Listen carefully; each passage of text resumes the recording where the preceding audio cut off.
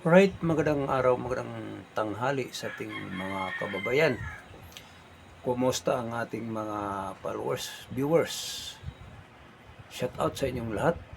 Shout out sa ating mga bagong followers. Dito tayo sa ating YouTube. Hinihingi ko ang magandang kalooban nyo o malambot ng puso na nasa inyo yan ang mga pagdating sa tinatawag nating flood control. Dapat ay ito ay pakinggan sa lahat ng mamayang Pilipino. O, ang flood control ay hindi makalimutan sa mamayang Pilipino. So hindi pa tayo dadako sa usapin mga flood control, mga kababayan, at tayo po magsaliksik tayo lahat o magtanong kung sino ang ating tanungin. So ang di pa nakapag-subscribe, mag-subscribe na kayo para upang kayo po ay makatanggap sa ating mga ina-upload araw-araw, no, mga kababayan. So mga kababayan, at tayo po magiging alerto, no? Dapat lang ang hindi nakikialam makialam, no? Para lang ito sa may alam. Pag walang alam, hindi nakikialam. So mga kababayan, ang pag-usapan natin dito, marami, no? So unahin natin dito kay Jinggoy Estrada. Si Jinggoy Estrada, mga kababayan, ay isang hinuhuli ni Remulla. Inaakyat si umakyat ang mga NBI, CIDG, no? So si Jinggoy ay isang inaakusahan ng public scandal na tungkol sa flood control. So mga kababayan, dapat ba ito ay pakinggan sa mamayang Pilipino? So ako ang iyong tanungin, opinion ko, hindi karapat dapat ito ay gagawin sa mga kalaban ni sa mga admin ni Marcos, dahil ay siya ay nagsasalita sa katotohanan. Hindi bali daw kung makulong siya basta sa katotohanan. Ay, tama naman, no? So mga kababayan, ang flood control o iskandal o pirang iskandal na nakawan sa ating Senado o sa Malacanang, saan nanggagaling yan? Ang pundo nga nililikom nila o malita-malitang pera nanggagaling kay President Bongbong Marcos. So mga kababayan, parang mawala si Jinggoy sa Senado. Yun, hinuhuli. Hinuhuli siya ng mga CIDG. Pinag-akusahan siya ay na sangkot sa plug scandal o pirang nakawan. So mga kababayan, maniwala ba kayo? So yun ang ginagamit nila sa ginagamit nilang mga kontrapartido nila ni Jinggoy o sa mga kalaban, no?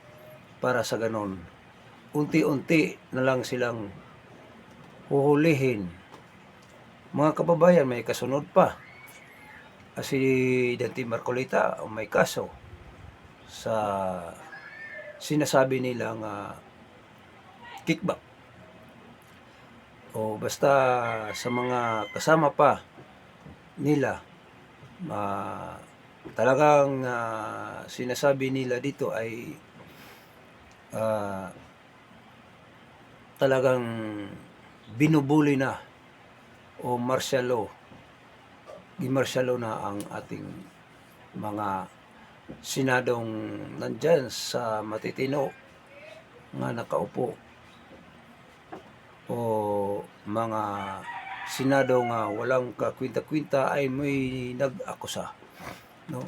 Pero mga kababayan, maniwala kayo sa hindi, mananaig pa rin ang batas nga kung ano katotoo, no? Hindi ito magtagal. Paniwalaan ito natin nga mananaig ang ating batas.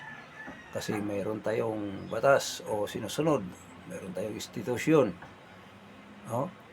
Na magpairal ang ating batas nga laban sa mga tiwali. Kasi ang mga tiwali isang lakas loob nga mambubuli sa ating mga nakaupo sa Senado nga mga matitino. So mga kababayan,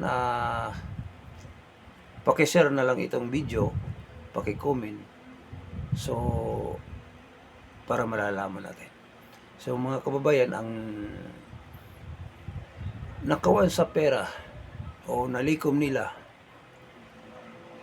hindi napatunayan o tinatakpan ni sa mga kapartido ni Marcos, no?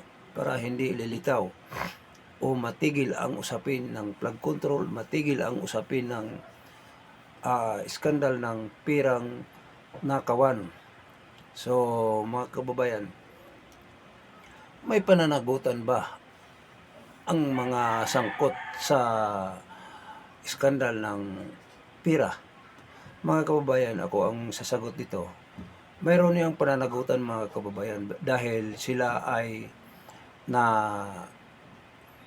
nakasalalay ang buhay ng mamayang Pilipino. Siyempre, maniningil ang mga mamayang Pilipino kung nasaan na ang pira ng mamayang Pilipino.